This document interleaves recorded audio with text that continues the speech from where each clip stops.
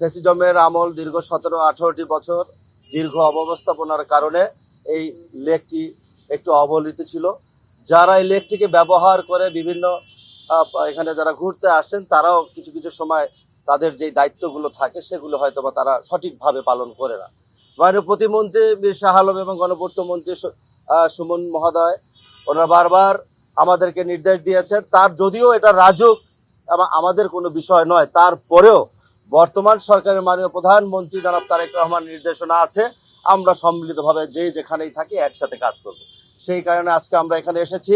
আজকে আগের চিত্রগুলো আপনারা দেখেছেন এবং বর্তমান চিত্রগুলো আপনারা একটু আগে এখানে আপনারা দেখেছেন কি অবস্থার মধ্যে রয়েছে।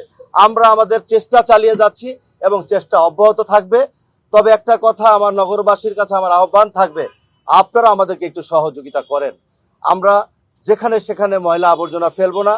যখন আমরা লেক পরিদর্শন করতে আসব, সন্ধ্যার পর একটু সুন্দর হাওয়া নিজের শরীরে অক্সিজেনকে নিব, তখন আমরা যদি কিছু পানি জাতীয় জিনিস কিংবা কোনো ক্রেকার্স থেকে খেয়ে থাকি সেটা আমরা ডাস্টবিনে আমরা ফেলে দিব।